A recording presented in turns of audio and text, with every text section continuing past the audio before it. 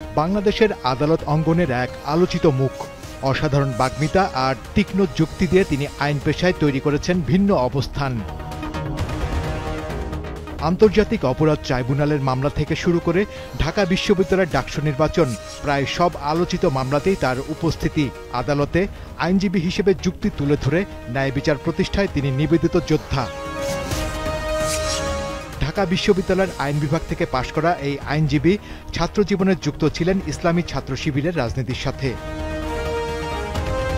বর্তমানে তিনি সুনামগঞ্জের দিরাইশাল্লা আসন থেকে জামায়াতের প্রার্থী। তবে রাজনীতির চাইতেও বহুগুণ বেশি তাকে আলোচনায় এনেছে নানা চাঞ্চল্যকর মামলা। ২১শে আগস্ট গ্রেনেড হামলার মামলা, জাপানি মা ও বাংলাদেশি বাবার সন্তানের বিষয়ে মামলা, আবরার ফাহাদ হত্যা মামলা, সাগর রুনি হত্যা মামলা।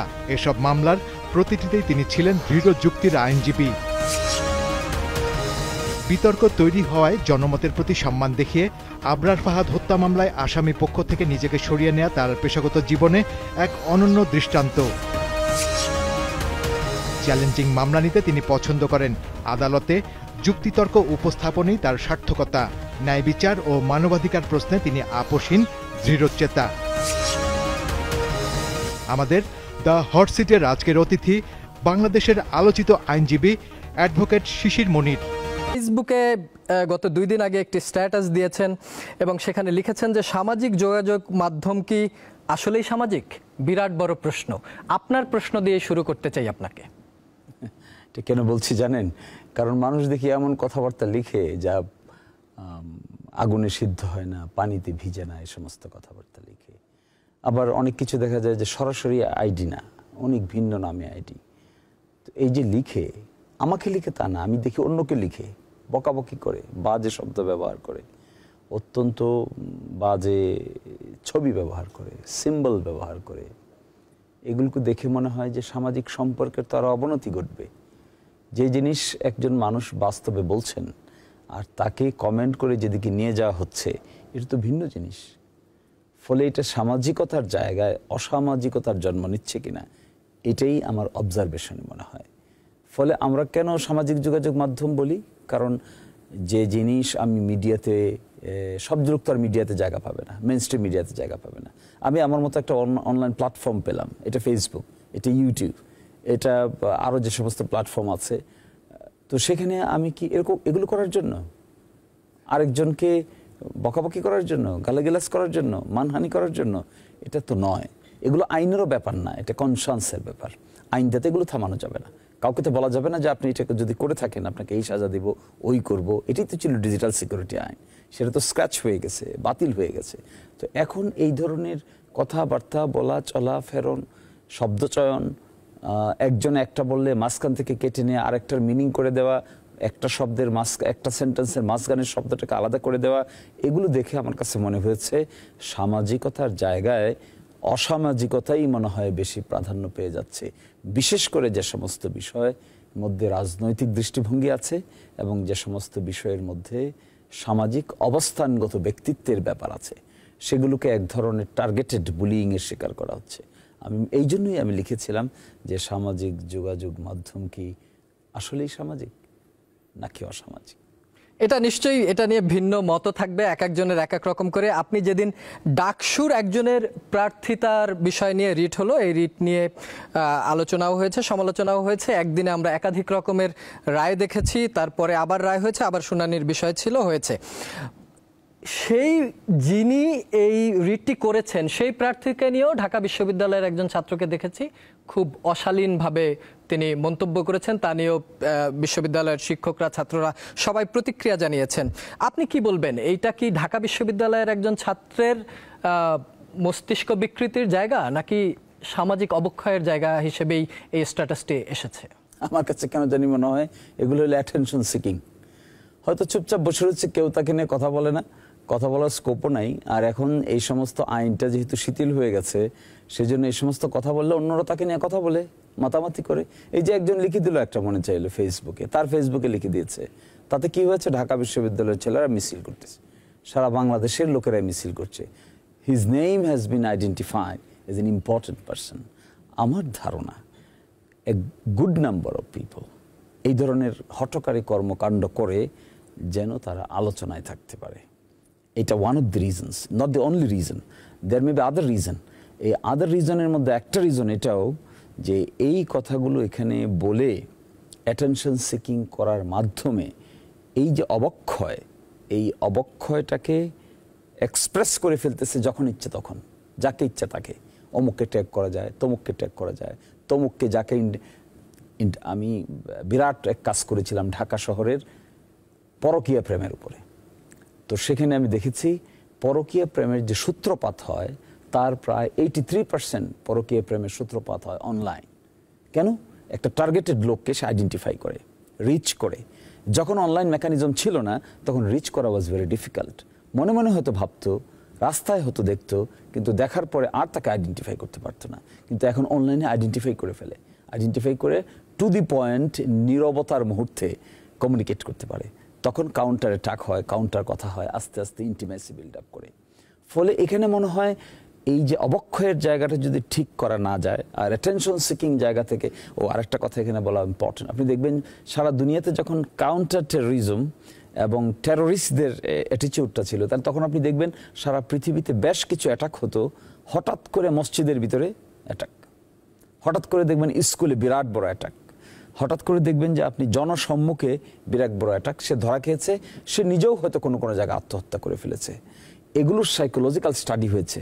সাইকোলজিক্যাল স্টাডি হয়ে কেউ কেউ বলেছেন যে এটা ডিপ্রেশন, ফ্রাস্ট্রেশন, অ্যাটেনশন সিকিং, এটাও একটা কারণ। ফলে আমি মনে করি অবক্ষয় তো আছেই, তার পাশে attention seeking is one of the important reason. যে বিষয়টাতে ফিরতে চাই, ট্যাগিং এর যে রাজনীতি, শিশির মনিরকেও বলা হয়েছে যে ঢাকা বিশ্ববিদ্যালয় কেন শিশির মনিরকে অ্যাডভোকেট হিসেবে দিয়েছে, সে তো জামাতের লোক বা জামাতের আইনজীবী। এই ট্যাগিং থেকে আমরা কি বের হতে পারবো না, বা এই ট্যাগিংটা কি সত্যিকার অর্থে 36 জুলাইয়ের পরে থাকা উচিত কিনা?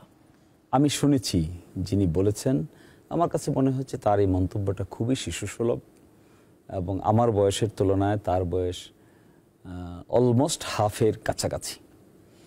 আমরা যে সময় ঢাকা বিশ্ববিদ্যালয়ে পড়েছি, তো 1998-এ, আর আজকে যিনি এই কথা বলছেন তার তুলনায় আসলে আমি তাকে কোনোভাবেই নেগেটিভলি নিতে চাই না। আমি মনে করি এটা স্লিপিং মিস্টেক। আমাদের দেশের মানুষেরা যখন বক্তৃতায় ওঠে তখন কে যে কি বলবে অনেক সময় খেই হারিয়ে ফেলে।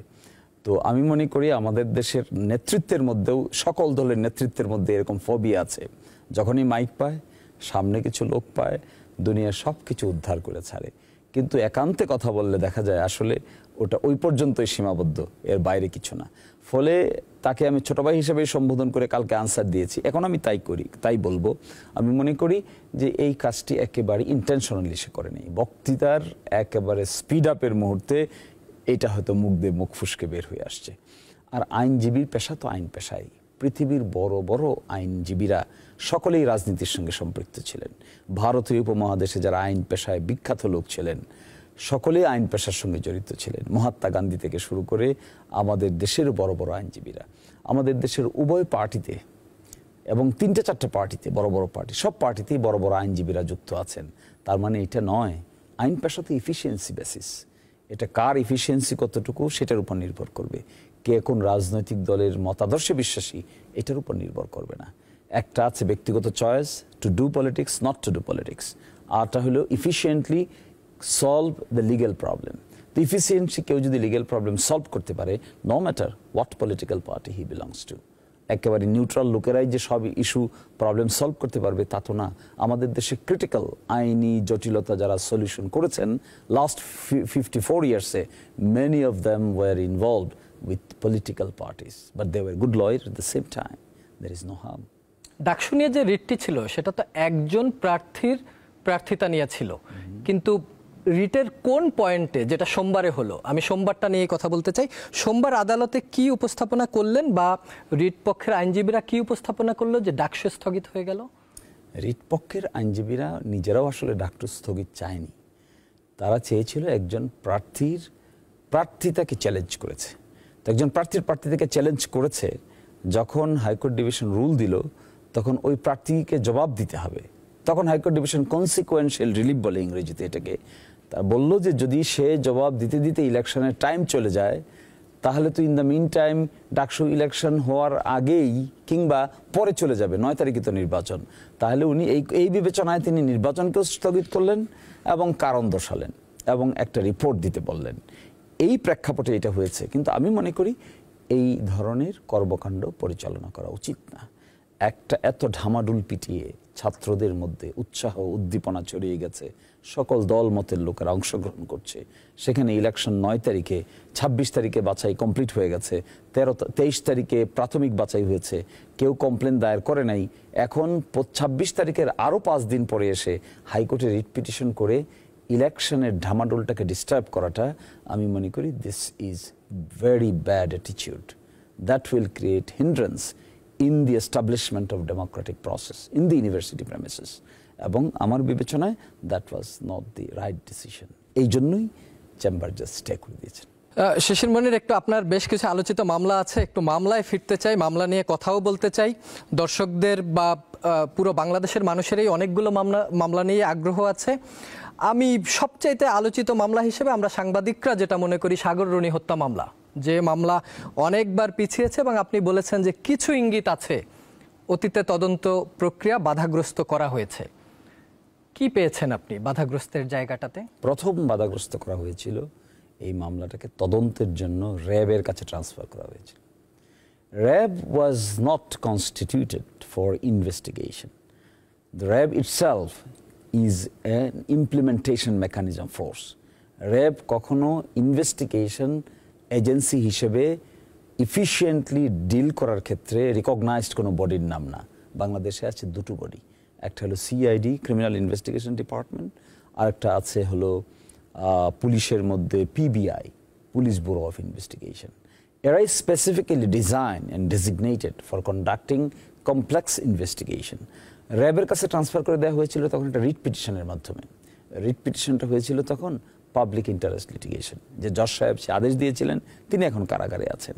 ফলে আমি মনে করি ওই যে প্রাথমিকভাবে এটাকে ডাইভার্ট করা হলো, তখন এভিডেন্সগুলো লাইভ ছিল, তখন আইডেন্টিফাই করা ছিল ইজিয়ার, আলামত জোগাড় করা ছিল মোর পসিবল, আলামত তখন লাইভ ছিল। কোন দরজা দিয়ে বের হয়েছে, কোন জানালা কাটা ছিল, ডিএনএ আছে কিনা, ডিএনএ ছাপ কোথায় পাওয়া যায়, কি করে দুজন মানুষকে ওখানে দেখা গিয়েছিল, তাদেরকে কি করে আইডেন্টিফাই করতে হবে, এই জিনিসগুলো তখন ছিল খুব ইজিয়ার। কিন্তু আজ 12-13 বছর পর it becomes really difficult for investigating agencies to find out exact evidences. But however এই সরকার আসার পরে যে টাস্ক ফোর্স গঠিত হয়েছে, they are very very important at the same time efficient officers taken from different forces, যেখানে সিআইডির লোক আছে, যেখানে পিবিআই লোক আছে, যেখানে আদার এজেন্সিজের লোক আছে। তারা চেষ্টা করছে, দুইজন মানুষকে আইডেন্টিফাই করেছে ইনভেস্টিগেশনের সাথে, আমি তাদের নাম বলছি না, সেই করে তারা ডিএনএ টেস্ট করে স্যাম্পলিং মেলানোর চেষ্টা করছে। একটা ডিফিকাল্টি এখানে আছে, যেহেতু 12-13 বছর পার হয়ে গেছে, আলামতগুলোর সঙ্গে প্রপারলি রিলেট করা যায় না। So this is a difficult part. But however দুটো সায়েন্টিফিক এভিডেন্সের ভিত্তিতে এখানে স্ক্রিনিং করা হচ্ছে। যদি এখানে কিছু এসে যায় তাহলে that will be really good work, determining work, exclusive work. কিন্তু আপনারা কি কোনো গুরুত্বপূর্ণ তথ্য এই নতুন তদন্ত করতে গিয়ে পেয়েছেন যেটা খুবই চমকপ্রদ? It is difficult to explore at this stage. Shishir Monir, আরেকটা বিষয়ে যেতে চাই। আপনি আরেকটি মামলা লড়েছেন, যে মামলাটিতে একজন জাপানি ভদ্রমহিলা, তার হাজব্যান্ড এবং তাদের বাচ্চাদের নিয়ে আইনজীবী, তো ধরেন আমরা এটা বলি যে আইন ব্যবসা, সে যে ক্লায়েন্ট হিসাবে যার মামলা সে লড়ে তার হয়েই কথা বলে। কিন্তু এই যে পারিবারিক মামলাগুলো লড়তে গিয়ে সেখানে তো অনেক ধরনের মানবিকতার জায়গা থাকে, অনেক সম্পর্কের বিষয় থাকে। আপনারা কি কোনো টানাপোড়েনে পড়েন কিনা? পেশার চাইতে মানবিকতা অনেক সময় বড় হয়ে দাঁড়ায় কিনা? মাঝে মাঝে দাঁড়ায়। আমরা তো পারিবারিক বিষয়গুলো কিন্তু আমরা শেষ পর্যন্ত নিষ্পত্তি করার চেষ্টা করি, বসে শেয়ার করে, কিছু ছেড়ে কিছু নিয়ে, কিছু দিয়ে কিছু নিয়ে, শেষ পর্যন্ত এটা যদি পারা যায় এটাই হবে বেস্ট সলিউশন। কিন্তু কিছু প্র্যাকটিক্যাল ডিফিকাল্টিস থাকে যেখানে শেষ পর্যন্ত জোড়া লাগে না, আদালতকেই হস্তক্ষেপ করতে হয়। যেহেতু পারিবারিক ম্যাটার, পরিবারও সবসময় আমাদের দেশের আইনে উৎসাহিত করে ডিসপিউট রেজলিউশন বলে এটাকে, alternative dispute resolution, out of court settlement without court order. এই মামলায় আমরা অনেক চেষ্টা করেছিলাম, অনেকবার, অনেক সময় বসে কথা বলে, কিন্তু তাদের সম্পর্কের লেভেল ওয়াজ সাচ বিটার যেটা ইম্পসিবল ছিল to come into a common conclusion.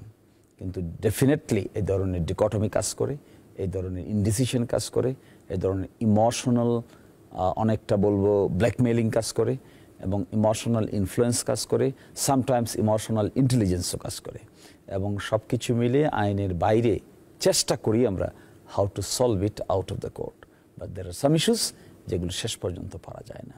এই মামলা চালাতে গিয়ে আপনি কি কখনো ইমোশনাল হয়েছেন কোনো টপিকের উপরে, যে এটা যদি আরেকটু এরকম হতো তাহলে বোধহয় ভালোই হতো, বা আপনি চেষ্টা করেছেন কিন্তু পারেননি? আমি এখানে যেটা দেখার চেষ্টা করেছিলাম শেষ পর্যন্ত, যে বাবা এবং মা যেহেতু মিলতে পারছেন না, হিউজ ডিফারেন্স, সেজন্য এখানে বাবা মার ইচ্ছার বাইরে গিয়ে শিশুদের ইন্টারেস্টটা দেখাই ছিল মূল পারপাস। কি করে তাদের লেখাপড়া, কি করে তাদের আপব্রিঙ্গিং, কি করে তাদের পরিবেশ, কি করে তিনজন মেয়ে একসাথে থাকতে পারে, কি করে এক বোন আরেক বোনকে সহযোগিতা করতে পারে, কি করে তাদের মধ্যে পড়াশোনার এনভায়রনমেন্টটা টু দ্য ইন্টারন্যাশনাল স্ট্যান্ডার্ড যেতে পারে, এনভায়রনমেন্টটা কি করে তারা এনশিওর করতে পারে, that was my primary target. যদিও অনেকে এই ব্যাপারে আমাকে অনেক ফিডব্যাক দিয়েছেন, কেউ ভালো দিয়েছেন, কেউ খারাপ দিয়েছেন, কিন্তু এগুলো বলে শেষ করা যাবে না, কারণ বাইরে থেকে এগুলো বোঝা যায় না। ভিতরের এই কেমিস্ট্রিটা বাইরে থেকে যে বা যারা কমেন্ট করেন, মন্তব্য করেন, তারা জানেন না। এই জন্য আমি দর্শককেও দোষী না, এই জন্য টোটাল ইনফরমেশন তো তাদের কাছে নাই। সো এখানে ইম্পর্টেন্ট ইস্যুটা থাকে এই বাচ্চাগুলোর যে ব্রিলিয়েন্স, আনপ্যারালাল, আনপ্রেডিক্টেবল, এবং তাদের এই ব্রিলিয়েন্সটা যে নষ্ট হয়েছে, শৈশবের গুরুত্বপূর্ণ সময় যে বাবা মার টানাপোড়নের কাছে গিয়েছে, that was the great loss. Despite having বাবা মার টানাটানি, এর বাইরেও ওই শিশুদের ওয়েলফেয়ারটা দেখাই ছিল আমার মূল পারপাস। কতটুকু করতে পেরেছি আর কতটুকু শেষ পর্যন্ত হয়েছে, সেই বিচারের ভার তাদের উপরেই থাকবে। আবরার ফাহাদ হত্যা মামলা পুরো দেশকে নাড়িয়ে দিয়েছিল, কিন্তু মজার বিষয় হয়েছে যে আবরার ফাহাদ হত্যা মামলায় আপনি আসামি পক্ষের আইনজীবী হয়েছেন। এটা নিয়ে প্রচুর সমালোচনা হয়েছে, সেই সমালোচনার প্রেক্ষিতে আপনি আবার সেই মামলা থেকে নিজেকে সরিয়েও নিয়েছেন। কিন্তু কেন এমনটি হলো যেখানে আপনার পছন্দের লোকজনের আপনাকে সমালোচনা করতে হলো? করতেই পারে, দেখেন আইন পেশাটা আলোচনা সমালোচনার উপর নির্ভরশীল না। আইন পেশাটা কেন কেন আমরা আইনজীবী, to look in to the matter objectively. এটা আপনার পক্ষেও যেতে পারে, বিপক্ষেও যেতে পারে। বিচার কি?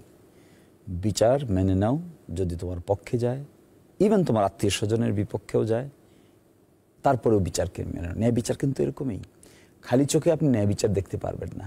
এই ন্যায় বিচার করার সিস্টেম কি? ন্যায় বিচার করার সিস্টেম হলো এভিডেন্সেস, ডকুমেন্টস। মানুষ তো আল্লাহ নয়, ঈশ্বর নয়, খোদা নয়, সে তো তার থার্ড অ্যাঙ্গেলিং আই দিয়ে বিচার করতে পারবে না। তার সামনে সাবত দরকার। সাবতের বাইরে গিয়ে তো বিচার করা পসিবল না।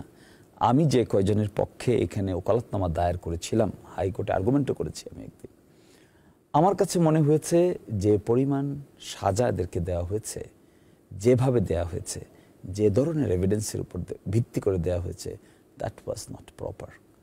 ইমোশনাল বিচার হয় আমাদের দেশে, মিডিয়া ট্রায়ালের কারণে হয়, বেশ কিছু ক্ষেত্রে হয়েছে।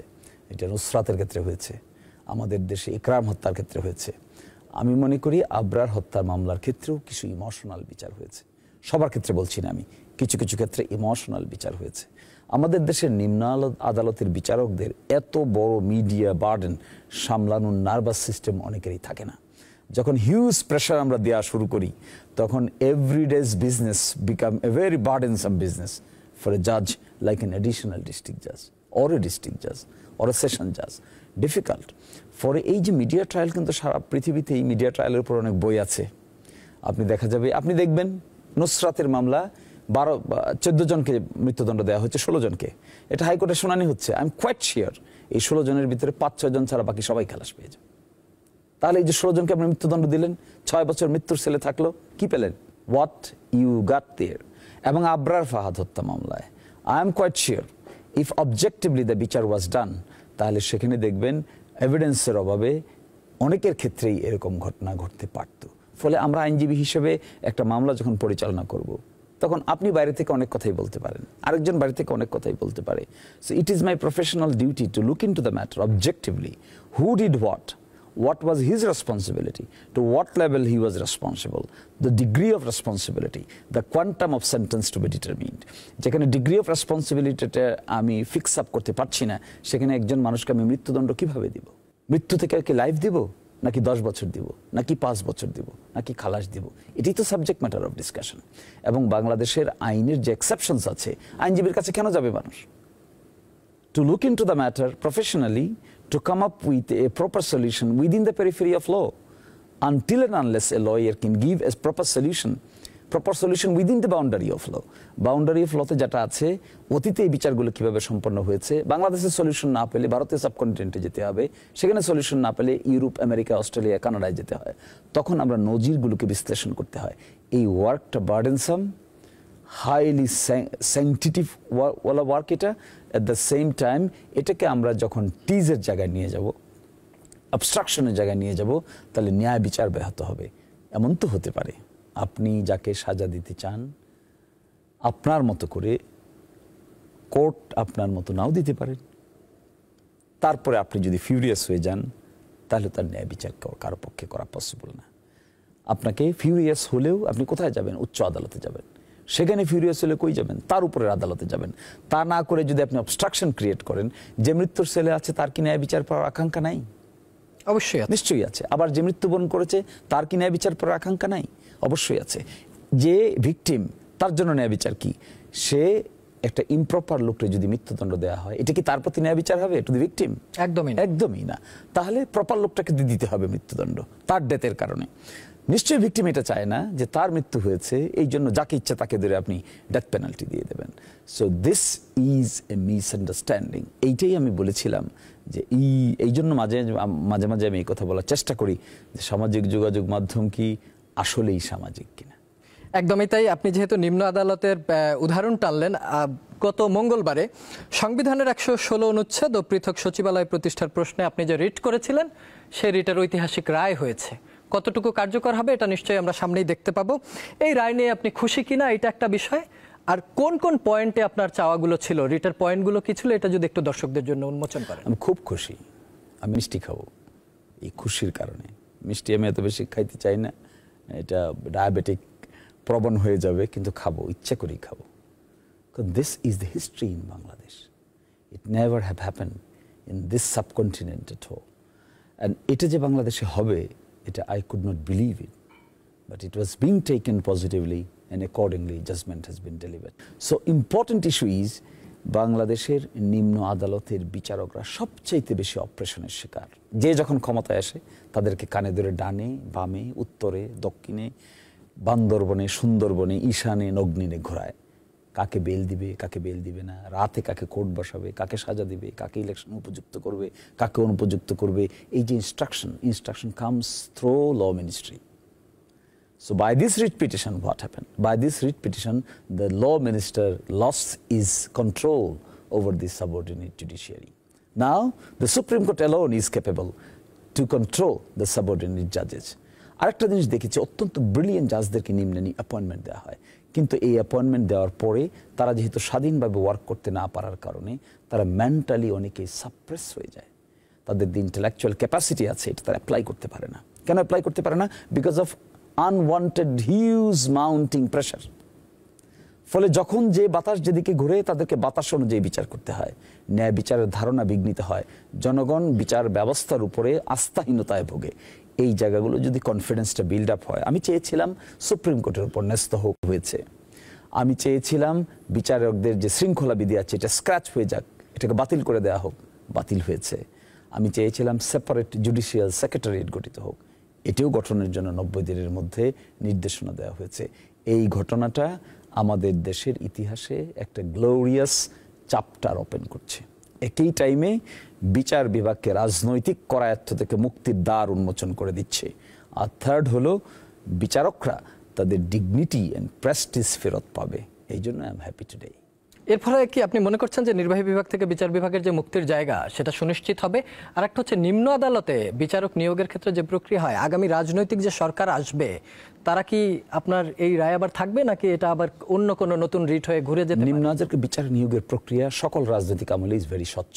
এখানে কোনো রাজনৈতিক দল থাকলেও ইন্টারফেয়ার করতে পারে। তাহলে সমস্যাটা কোন জায়গায়? সমস্যাটা হলো অ্যাপয়েন্টমেন্ট হয়ে যাওয়ার পরে, when they started working and disposing of the cases, then যখন পলিটিক্যাল একটা অ্যাটমসফিয়ার ক্রিয়েট হয়, ওই পলিটিক্যাল পার্টি যখন তার অপছন্দের মানুষদেরকে ক্যাচ করতে চায় হোল্ড করতে চায়, শাস্তা করতে চায়, তখন আইন মন্ত্রণালয়ের অধীনে তাদেরকে মেসেজ পাঠায়। এই মেসেজ যদি না মানে তাহলে বদলি করে, পদোন্নতিতে প্রবলেম করে, বান্দরবন সুন্দরবনে পাঠায়, ফিট লিস্টে তোলে না, এবং একইভাবে ডিসিপ্লিনারি প্রসিডিং তারা ইনিশিয়েট করতে পারে। এই রাস্তাগুলি বন্ধ হলে আইন মন্ত্রণালয়কে তোয়াক্কা করার আর কোনো প্রয়োজন নাই।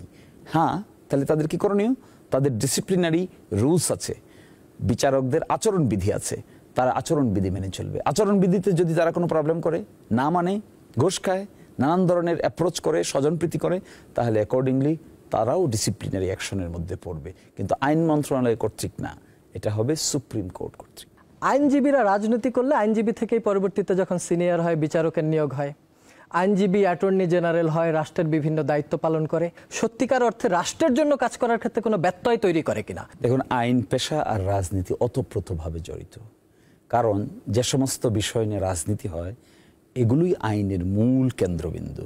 রাজনীতি হয় সংবিধান নিয়ে, রাজনীতি হয় রাষ্ট্রের 3টে অর্গান নিয়ে, রাজনীতি হলো পলিটিক্যাল পার্টি ক্ষমতার উত্থান পতন নিয়ে। এগুলোই আইন পেশার প্রাথমিক লেখাপড়া। এবং আইনটা যখন ইমপ্লিমেন্ট করে, যে ডিসপিউটগুলো আসে, কনস্টিটিউশনাল ডিসপিউট আসে, ইলেকশন ডিসপিউট আসে, এগুলো রাজনীতির সঙ্গে ওতপ্রোতভাবে জড়িত। কনস্টিটিউশন অ্যামেন্ডমেন্টগুলো হয়েছে আমাদের দেশে, সবগুলোই কোর্টে পরবর্তীতে সেটেল হয়েছে। এগুলো রাজনীতির সঙ্গে ওতপ্রোতভাবে জড়িত। এই কথা বলা সঠিক হবে না যে একজন আইনজীবীর রাজনৈতিক দৃষ্টিভঙ্গি থাকবে না, থাকবে। কিন্তু তিনি গ্রেট লয়ার হবেন, তিনি গ্রেটেস্ট লয়ার হবেন যখন তিনি আইনের বিষয় ডিল করার ক্ষেত্রে তার রাজনৈতিক বিশ্বাসকে পাশে ডানে রেখে কাজ করতে পারবেন। যদি তা তিনি করতে পারেন, তাহলে that would be the real example of a lawyer. আরেকটা ইম্পর্টেন্ট, অ্যাটর্নি জেনারেল যিনি হন, আমরা এবার বলেছি সরকারকে, সরকার উদ্যোগ নিয়েছে স্থায়ী অ্যাটর্নি সার্ভিস। সরকার পরিবর্তন তো অ্যাটর্নি জেনারেল পরিবর্তন, সরকার পরিবর্তন তো ডেপুটি অ্যাটর্নি জেনারেল কেউ নাই, আর পিপি জিপি সব পরিবর্তন। আমরা বলেছি এটা একটা পার্মানেন্ট অ্যাটর্নি সার্ভিস হতে হবে। সরকার পরিবর্তনের সঙ্গে অ্যাটর্নি জেনারেল কিংবা ডেপুটি অ্যাটর্নি জেনারেল পরিবর্তনের কোনো সম্পর্ক থাকতে পারবে না। তার যখন টেনিউর শেষ হবে, তার যখন মেয়াদ শেষ হবে, পরীক্ষা দিয়ে তাকে এখানে ঢুকতে হবে, কম্পিটিটিভ পরীক্ষা দিয়ে সে যাবে, তার মেয়াদ শেষ, আইদার সে রিজাইন করবে অথবা তাকে রিনিউ করবে। এর মাঝখানে গভর্নমেন্ট পরিবর্তন হয়ে গেল, সকালবেলা উঠে দেখলেন কারোই চাকরি নাই, সকলেই হায়ার, সকলেই ফায়ার। তা দিয়ে তো আইনের শাসন প্রতিষ্ঠা করা is very difficult. Judicial appointment process ঠিক হয়েছে উচ্চ আদালতে, এখন একটা কমিশনের মাধ্যমে অ্যাপয়েন্টমেন্ট হয়।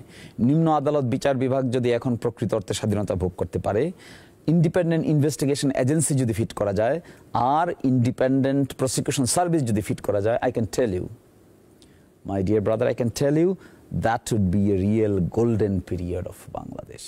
It is on the way to be done. Advocate Mohammad Shishir Monir, আমাদেরও এই বিষয়টাতে একমত থাকবে যে নির্বাহী বিভাগ থেকে বিচার বিভাগের মুক্তি মিলবে এবং ন্যায় বিচারের পথ সুগম হবে। আর একটা বিষয়ে যেতে চাই যে আন্তর্জাতিক অপরাধ ট্রাইব্যুনালের যে মামলাগুলো ছিল বিগত সরকারের আমলে, লাস্ট যেটা হলো যে এটিএম আজহার উনি ওনার রিভিউতে মুক্তি পেলেন এবং এই মামলার সাথে আপনি সংযুক্ত ছিলেন। 36 জুলাইয়ের পর এমন কি হলো যে প্রায় মামলাগুলোতেই যারা একসময় সাজাপ্রাপ্ত হয়েছিল তারা একদম পুরোপুরি খালাস পেয়ে গেল? পট পরিবর্তন হলো, হয়ে কি হলো? চোখ খুলল, চোখ খুলে কি হলো? স্বাধীনভাবে দেখার সুযোগ তৈরি হলো। সেই দিক থেকে কি পাওয়া গেল? সেই দিক থেকে পাওয়া গেল যে বিগত 150 বছরের ফৌজদারি বিচার ব্যবস্থার ইতিহাসকে ওভারটার্ন করে ওই রায়গুলি দেখা হয়েছে। এস্টাবলিশ প্রিন্সিপাল অফ ফৌজদারি জুরিসপ্রুডেন্সের এস্টাবলিশ প্রিন্সিপালকে উল্টো করে দেওয়া হয়েছে সাজা দেওয়ার জন্য।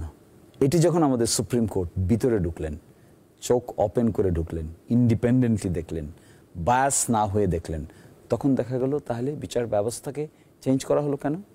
কেন কন্ট্রাডিকশন নিতে দেওয়া হলো না? কেন একজন সাক্ষীর সঙ্গে আয়োর কাছে যা বলেছে আর আদালতে এসে যা বলেছে দুটোর মধ্যে যে পার্থক্য হবে, এই পার্থক্যটার বেনিফিট কেন আসামি পাবে না? এই প্রশ্নের যখন উত্তর খুঁজতে যাওয়া হলো, তখন দেখা গেল যে ওই জুরিসপ্রুডেন্সগুলোকে বন্ধ করে দেওয়া হয়েছিল।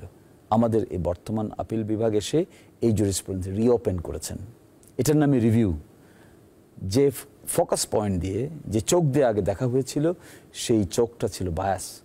সেই চোখ থেকে এসে যখন ইন্ডিপেন্ডেন্টলি দেখা হচ্ছে, তখন দেখা যাচ্ছে এভিডেন্স নাই। সাজা দেওয়া হয়েছে কিভাবে? তাহলে সাজা দেওয়া হয়েছে সারমাইজ এন্ড কনজেকচার বলে ইংরেজিতে, আন্দাজ এবং অনুমান।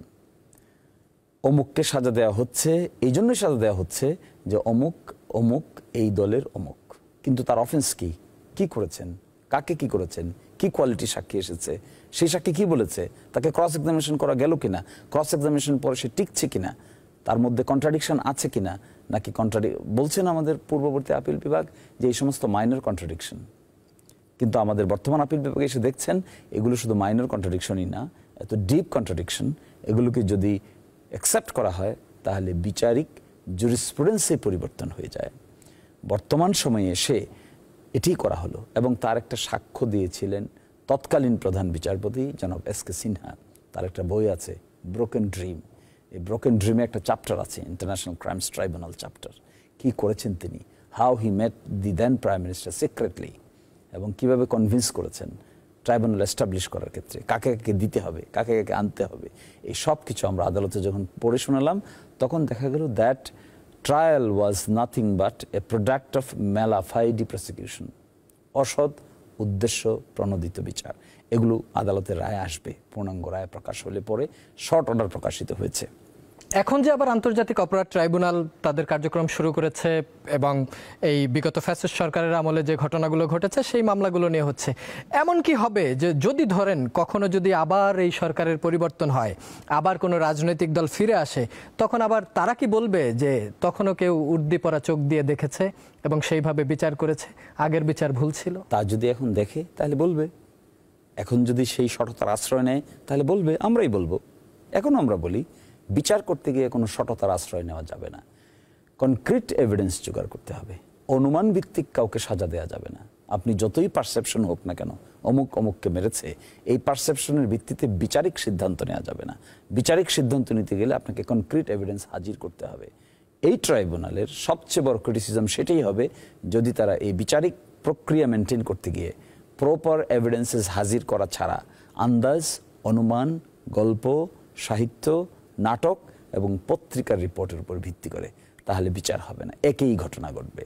আর যদি অবজেক্টিভলি দেখেন, সত্যিকার অর্থে এভিডেন্স তারা প্রডিউস করতে পারেন, উইটনেসকে ক্রস এক্সামিন করেন, প্রকৃত এভিডেন্স তা আদালতের সামনে, ফোন কল বলছেন, ফোন কলটাকে টেস্ট করতে হবে, ফোন কলটাকে এক্সপার্ট উইটনেস দিতে হবে, ফোন কলটাকে এক্সিবিট করতে হবে, কার ভয়েসটি টেস্ট করে বলতে হবে আপনি ফোন কল দিয়েছেন, ফোন কল কোর্টের সামনে এনে হাজির করেছেন, এটাই তো সাফিসিয়েন্ট হবে না। যে কারো ভয়েস যে কেউ কেটে যে কোনোভাবে ব্যবহার করতে পারে। So the need an expert evidence. Expert evidence যদি না থাকে তাহলে কে বলবে এই ভয়েসটা কার, অরিজিনাল কিনা, he used it or not. এই জন্যই আমরা বলেছি সবসময় বিচারিক প্রক্রিয়ার মধ্যে যখন কাউকে ঢোকাবেন, do it objectively, without bias, without without fear. যদি ফেয়ার এবং কোয়ারশনের বিচার হয় তাহলে রেজিম চেঞ্জ হবে, বিচারও চেঞ্জ হবে, সময় চেঞ্জ হবে, রায়ও চেঞ্জ হবে। আর যদি অবজেক্টিভ বিচার হয়, it would be very difficult to any court to change the verdict. আন্তর্জাতিক যে অপরাধ ট্রাইব্যুনাল হয়েছে এবং যেখানে বিচার কার্যক্রম চলছে, আপনি জানেন যে জাস্ট কয়েকদিন আগেই সাবেক পুলিশ প্রধান আব্দুল্লাহ আল মামুন তিনি বেশ কিছু স্বীকারোক্তি দিয়েছেন, রাজসাক্ষী হয়েছেন। বাংলাদেশের আদালতে এরকম একটা বিচারে রাজসাক্ষী উনি কিভাবে হলেন, রাজসাক্ষীর আসলে কাজ কি, এবং এখানে আপনার অবজারভেশন কি? আমি মনে করি এই যে প্রসিকিউশন টিম এত বড় একটা সিদ্ধান্ত নিয়েছে যে তারা 3 জন আসামির একজনকে রাজসাক্ষী করেছে, আসামির ইচ্ছাই হোক অথবা প্রসিকিউশনের ইচ্ছাই হোক, তারা করেছে। আমি মনে করি এটা অত্যন্ত সাহসী সিদ্ধান্ত নিয়েছে। এই জন্য এই ট্রাইব্যুনালের প্রসিকিউশন টিমকে বড় ধরনের পুরস্কার দেওয়া উচিত। তারা যে আইনের এত সফিস্টিকেটেড কনসেপ্টকে ইমপ্লিমেন্টেশন করেছে in the tribunal process, they really deserve a reward. আমি তাদেরকে ধন্যবাদ এবং পুরস্কার দেই। সেকেন্ড কথা হলো, এটার মানে কি? এটার মানে হলো যখন আপনি কোনো মামলার বিচার করতে যাবেন, সেই বিচার করতে গিয়ে যখন ডিফিকাল্টি ফেস করবেন, তখন যে ব্যক্তি নাকি আসামি হওয়ার কথা ছিল তিনি যদি এই কন্ডিশন দেন যে তার নলেজে যা কিছু জানা আছে তিনি সব fullest disclosure to his knowledge সে করবে, তাহলে এর বিনিময়ে সে একটা প্রিভি পাবে। সে যতদিন বিচার না চলছে ততদিন জেলে থাকবে। বিচার হয়ে যাওয়ার পরে তাকে ওই মামলা থেকে মুক্তি দেওয়া হবে। এই শর্তে যে শেষ পর্যন্ত সে ফুলেস্ট এবং ট্রু ডিসক্লোজার করবে। যদি আদালতের কাছে মনে হয় যে তিনি ফুল ডিসক্লোজার করেন নাই, ফুল জিনিস প্রকাশ করেন নাই, কিছু করেছেন কিছু লুকিয়ে রেখেছেন, তাহলে তিনি তার সুবিধাটুকু আর পাবেন না, তখন তিনি আবার আসামিতে পরিণত হবেন। পত্রিকায় টেলিভিশনে দেখেছি তিনি যেহেতু ইনসাইডার ছিলেন, তিনি একজন police head of the police, inspector general police ছিলেন, তিনি ন্যাশনাল সিকিউরিটি কাউন্সিলের মিটিংয়ে থাকবেন, তিনি কোর কমিটির মিটিংয়ে থাকবেন, কার সঙ্গে কার কি কথা হয়েছে, কি অর্ডার দিয়েছে, স্নাইপার ব্যবহার করার অর্ডার কোথা থেকে আসলো, হেলিকপ্টার উড়ানোর অর্ডার কোথা থেকে আসলো, কে দিল, কখন দিল, এগুলো তারই জানা থাকার কথা। He is an appropriate person. সুতরাং তার মুখ থেকে যখন এই এভিডেন্সেসগুলো আসবে, this will be concrete evidence, reliable evidence, credible evidence, এবং এই জন্য আমি মনে করি প্রসিকিউশনের ডিসিশন ইজ ভেরি গুড এবং স্মার্ট। সাবেক পুলিশ প্রধান জাতির কাছে এই হত্যার জন্য ক্ষমাও চেয়েছেন এবং তিনি বেশ কিছু গুরুত্বপূর্ণ তথ্য দিয়েছেন। তার মধ্যে একটা তথ্য নিয়ে আপনার সাথে একটু আলাপ করতে চাই, সেটা হচ্ছে তার আগে যিনি পুলিশের প্রধান ছিলেন জাবেদ পাটোয়ারি, তিনি নাকি তৎকালীন প্রধানমন্ত্রীকে পরামর্শ দিয়েছিলেন যে নির্বাচনের আগে ব্যালট বাক্স ভরে ফেলতে। একজন পুলিশের প্রধান যদি এইভাবে বাংলাদেশের নির্বাচন ব্যবস্থার সাথে যুক্ত হন এবং তৎকালীন প্রধানমন্ত্রীকে আদেশ দিয়ে বা পরামর্শ দিয়ে এটা করতে পারেন, আগামী নির্বাচনে যে পুলিশ বাহিনী করেছে সে পুলিশ বাহিনী তো এখনো রয়ে গেছে, তার হয়তো নেতারা পরিবর্তন হয়েছে বা যারা কমান্ড দিত তারা পরিবর্তন হয়েছে। আপনার কি মনে হয় আগামী নির্বাচনে এই পুলিশ বাহিনী এইরকম কোনো ভূমিকা রাখবে না? দেখুন, আমরা এতদিন শুধু শুনেছি যে ব্যালট ভর্তি হয়ে গেছে, আগের রাতে নির্বাচন হয়ে গেছে, সব বাক্স ভরে গেছে, ভোট কাস্ট হয়ে গেছে, দিনের ভোট রাতে হয়ে গেছে, কিন্তু কে করেছে, কার পরামর্শে হয়েছে তা কিন্তু আমরা জানতে পারিনি। জানতে পারলাম যার নাম, তিনি খুবই সেন্সিটিভ একটা ইনফরমেশন ডাইভালজ করেছেন। এই জন্যই তো রাজসাক্ষী, যিনি ইনসাইডার, যিনি আসলে এটা জানেন, who is suppose to know the facts, he is disclosing the facts. এই জন্যই রাজসাক্ষীর প্রয়োজনীয়তাটা হয়। এবং এই ক্ষেত্রে যে তিনি এটা করেছেন আর এখন করবেন কিনা, আমার মনে হয় ওই প্রক্রিয়া থেকে এখনকার পুলিশ বাহিনীর যদি শিক্ষা না হয় তাহলে দ্যাট উড বি আনফর্চুনেট। আমি এখনকার পুলিশ বাহিনীতে যারা আছেন, বিশেষ করে আইজিপি সাহেবের সঙ্গে বিভিন্ন আইনি ডিসকাশনে নতুন আইন ফর্মুলেট করতে গিয়ে 2-4 জায়গায় আমার দেখা হয়েছে। I found him very gentleman, professional man. আমার মনে হয় ওই এক্সাম্পল আর কেউ ফলো করতে চাইবেন না। In the mean time police বাহিনীকে কেন্দ্র করে বেশ কিছু সংস্কার কার্যক্রম পরিচালনা হচ্ছে। তার মধ্যে একটা হলো পুলিশ রিফর্ম কমিশন, এবং পুলিশ রিফর্ম কমিশনে ইন্ডিপেন্ডেন্ট ইনকোয়ারি কমিশন গঠিত হচ্ছে। অর্থাৎ পুলিশকে চাইলেই আপনি রাজনৈতিক কাজে ইনস্ট্রাকশন দিয়ে লাঠিয়াল বাহিনীর মতো ব্যবহার করার খুব স্কোপ আর পাবেন না, যিনি রাষ্ট্রপ্রধান কিংবা সরকার প্রধান থাকেন না কেন। ফলে পুলিশ বাহিনীর সামনে এখন অপশন তৈরি হয়েছে ইজ টু অ্যাক্ট ইন্ডিপেন্ডেন্টলি, এবং এটা বাংলাদেশের রিফর্ম প্রক্রিয়ার মধ্যে one of the important reform প্রক্রিয়া, যেখানে সিকিউরিটি এজেন্সিগুলো যেন ইন্ডিপেন্ডেন্টলি ওয়ার্ক করতে পারে, এই মেকানিজমটা ক্রিয়েট করে দেওয়া। যে সরকার আসে সেই তো বিরোধী দলকে লাঠিপিটা করে। তাহলে লাঠিপিটা করে কে? পুলিশ। ধরে কে? পুলিশ। অ্যারেস্ট করে কে? পুলিশ। পুলিশকে ইনস্ট্রাকশন দেয় কে? সরকার। সরকারের ইনস্ট্রাকশন দেওয়ার মেকানিজম কোথায়? Executive government. তাই আর পুলিশ হলো ল এনফোর্সমেন্ট এজেন্সি। এই জায়গার মধ্যেই যদি ইন্ডিপেন্ডেন্ট কমিশন গঠন থাকতো, লুক আফটার হইতো by them then that of the government directly, তাহলে এই পাওয়ার অটোমেটিক্যালি কার্টেল হয়ে যেত। আমার ধারণা নতুন ব্যবস্থাপনা এটা আসতেছে, ইট ইজ ভেরি গুড।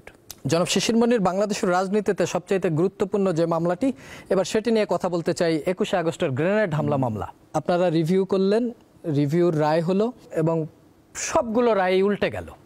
যাদের সাজা হয়েছিল সবার সাজা মৌকুফ হয়ে গেল এবং ছাড়া পেয়ে গেলেন। তাহলে কি 21শে আগস্টে গ্রেনেড হামলা হয়নি, ঘটেনি? যদি ঘটেই থাকে তাহলে সব আসামি কি করে খালাস পেয়ে যায়? কি ছিল? আইনের ব্যত্যয় ছিল, নাকি আসল যারা এই ঘটনার ক্রীড়ানক তারা ধরা পড়েনি? কি বলবেন আপনি? ঘটেছে 21শে আগস্ট, মর্মান্তিক ঘটনা ঘটেছে। আমরা তখন বিশ্ববিদ্যালয়ের ছাত্র ছিলাম, আমরা নিজেরাও হতবিহবল হয়ে গিয়েছিলাম। যারা ভিকটিম হয়েছে তাদের পরিবারই ভালো করে জানবে সেটা কি হয়েছে। স্প্লিন্টারের আঘাত অনেকের গায়ে এখনো জীবন্ত আছে। সুতরাং 21শে August was always a condemnable act. Whoever did it, they should be punished appropriately. কিন্তু কোয়েশ্চেন হলো, পানিশমেন্ট যখন আপনি কাউকে দিতে চাইবেন, বিচারের কাঠগড়ায় যখন তাকে করাতে চাইবেন, তখন আপনাকে একটা প্রপার ইনভেস্টিগেশন প্রক্রিয়ার মধ্য দিয়ে যেতে হবে। এই ইনভেস্টিগেশন প্রক্রিয়াটা আপনাকে ট্রান্সপারেন্সি, অ্যাকাউন্টেবিলিটি মেনটেন করতে হবে। করে আপনি কাকে কাকে আসামি করবেন, কোন ঘটনায় কাকে লায়াবল করবেন, তার প্রপোজাল দিতে হবে এসে বিচারকদের কাছে যে আমি ইনভেস্টিগেশন করেছি, this is what my finding, I am referring to you, now ask evidences or witnesses to come before you and cross examine. This is the purpose of the investigation, is to collect evidences, credible evidences. এই মামলা করতে গিয়ে আমি যেটা দেখেছি, investigation যখন করতে গিয়েছে, ক্লু যেহেতু খুঁজে পায় নাই, না পেয়ে 3rd degree, 4th degree, 6th degree, 5th degree method অবলম্বন করেছে। মায়ের পিট, নির্যাতন, নিপীড়ন, TFI cell, task force intelligent বানিয়েছে, সেখানে নিয়ে মানুষকে 10 দিন, 20 দিন, 410 দিন পর্যন্ত রেখেছে। একজনকে দিয়ে একটা কনফেশন করানোর পরে দ্বিতীয় কনফেশন করিয়েছে। কন্ডেম সেল থেকে ধরে নিয়ে গিয়ে কনফেশনাল স্টেটমেন্ট রেকর্ড করেছে মুফতি হান্নানের। মুফতি হান্নান যখন সেকেন্ড কনফেশন দেয়, তখন তো তিনি কন্ডেম সেলে ছিলেন, মৃত্যুদণ্ডের আসামি ছিলেন। সিলেটে আনোয়ারুল ইসলাম হত্যা মামলার যে মানে বোমা আক্রমণের যে মামলা ছিল, সেখানে তিনি মৃত্যুদণ্ডপ্রাপ্ত ছিলেন, সাবেক ব্রিটিশ হাই কমিশনার। সেই ব্যক্তিকে কন্ডেম সেল থেকে নিয়ে আরেকটা কনফেশন করিয়ে নেওয়া হয়েছে। একবার কনফেশন করেছে, তিনি প্রত্যাহার করেছেন, আবার কনফেশন করেছে, এটাও প্রত্যাহার করেছেন।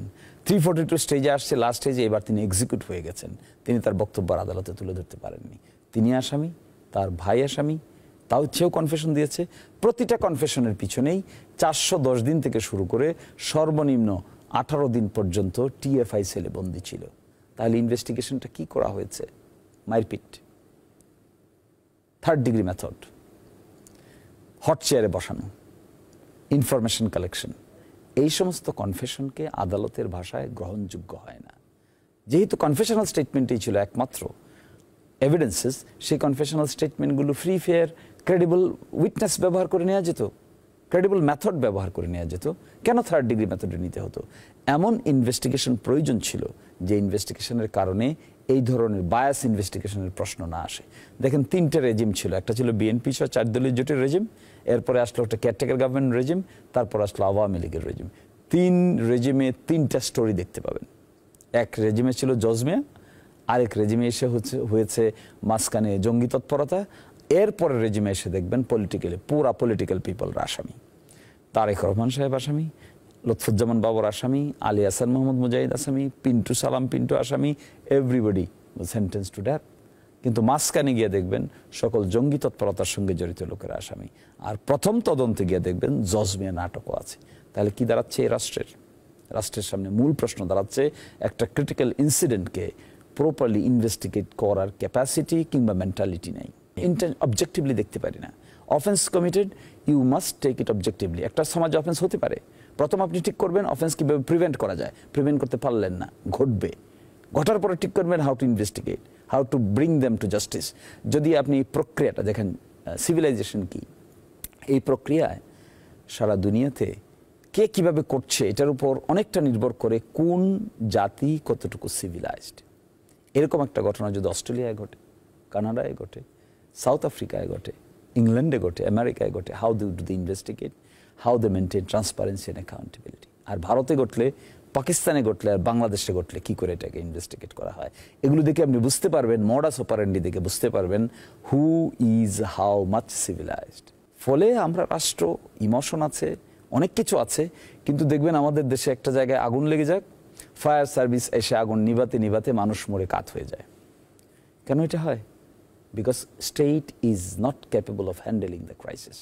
Same thing, 21 August is a crisis in terms of offence committed under the penal code and under also the Explosive Substances Act.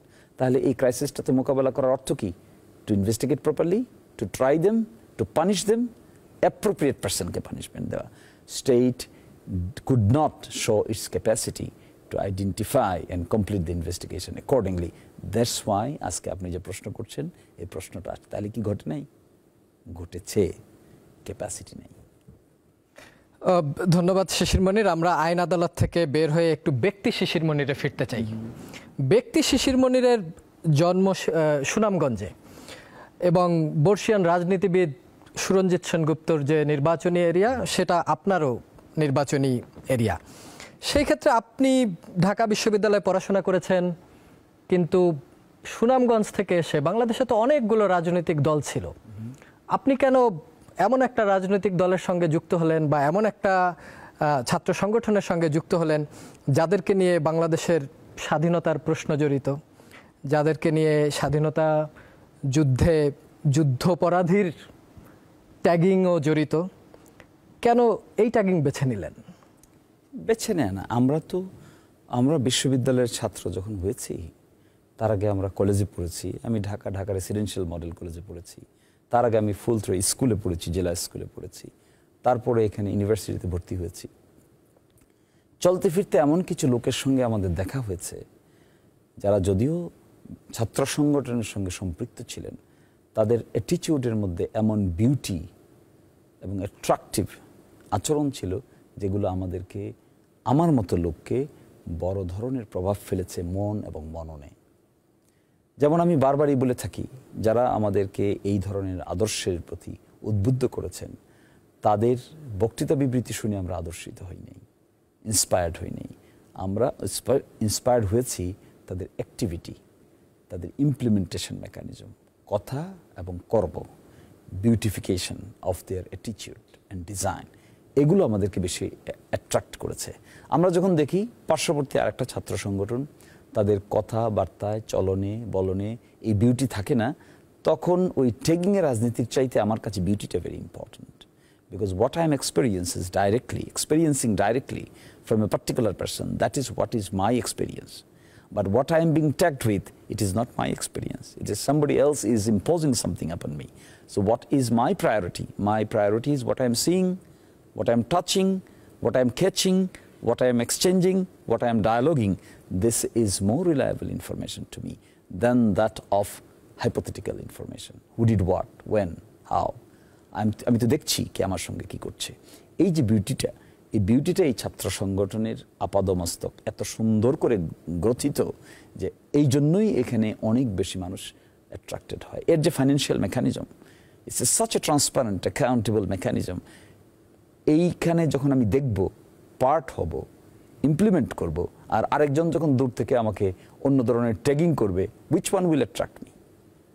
The transparency, accountability will attract me than that of tagging. Despite having all tagging did not get priority over this transparent attitude and mechanism. This beauty is prioritized than that of tagging. That's why I'm here. আইনজীবী শিশির মনির জামাতের প্রার্থী হিসেবে সুনামগঞ্জের দিরাই এবং সাল্লায় নির্বাচন করবে। দেখেছি যে আপনি গণসংযোগও করছেন এবং আপনি যে কথাটি বলেছেন যে এটাই আপনার প্রথম এবং শেষ নির্বাচন, এটা কি আসলেই, নাকি শিশির মনিরও রাজনীতি বুঝে গেছে? ওই অর্থে বুঝি নাই আমি, কারণ আমি যখন এলাকায় যাই, মানুষের সঙ্গে মিশি, কথাবার্তা বলি, এক্সচেঞ্জ হয়, খাওয়া দাওয়া হয়, চলাফেরা হয়, তারা আমাকে অর্ডিনারি রাজনৈতিক ব্যক্তিত্বের যে অ্যাটিটিউড থাকে, কর্মকাণ্ড থাকে, তার সঙ্গে মিলাইতে পারে না। তারা নিজেরাও অবাক হয়, আমিও কিছুটা অবাক হই। ফলে এখানে একটা ডিসক্রিপেন্সি আছেই যে আমি রাজনীতিবিদ হয়ে উঠেছি কিনা। আর সেকেন্ড কথা হলো যে এটাই প্রথম, এটাই শেষ। যে প্রেক্ষাপটে আমি বলেছিলাম, সেখানে আমি বলেছিলাম যে আমি এটাই একবার করতে চাই, এটাই শেষ করতে চাই। কারণ আমার সবসময় আমি জীবনে যেখানে গিয়েছি সেই সমস্ত জায়গায় যত না বেশি আমি আমার নিজের জায়গায় থেকেছি, তার চেয়ে বেশি আরেকটা লোককে প্রিপেয়ার করার অ্যাটেনশন দিয়েছি বেশি। এবং যত জায়গায় আমি ছাত্র সংগঠনের দায়িত্ব পালন করেছি, 6 মাস থেকে 1 বছরের বেশি কোনো পোস্টেই আমি ছিলাম না। কারণ the first day I entered into my office, I always looked into who is the next person coming in the office to prepare him, to give him the opportunity to come. আমি যদি 5 বছর ধরেন, মতান্তরে 10 বছর এই জায়গায় আমি সংসদ সদস্য হিসেবে পিপল আমাকে অপরচুনিটি দেয়, আমি quite sure in the mean time I will prepare a set of leaderships who will come and take over the same qualitative leadership than that of me. যদি তাই হয়ে যায় তাহলে আমি থাকবো কেন? আমার কাজেই বাকি। Then I will look for other options. I will come back to my profession, will do and serve the nation. I have other platform as well. But at the same time, ওই জমিনটা তো আমাদের জন্মস্থান, ওই মাটি, মানুষ, মাটির গন্ধ, বাতাস, স্পেশালিটি আছে, একটা অ্যাট্রাকশন তো আছেই, এখনও আছে, ভবিষ্যতেও থাকবে আনটিল ডেথ। কিন্তু টেনিউরের কথা আমি সেজন্য বলেছিলাম, to look for alternative efficacious leadership.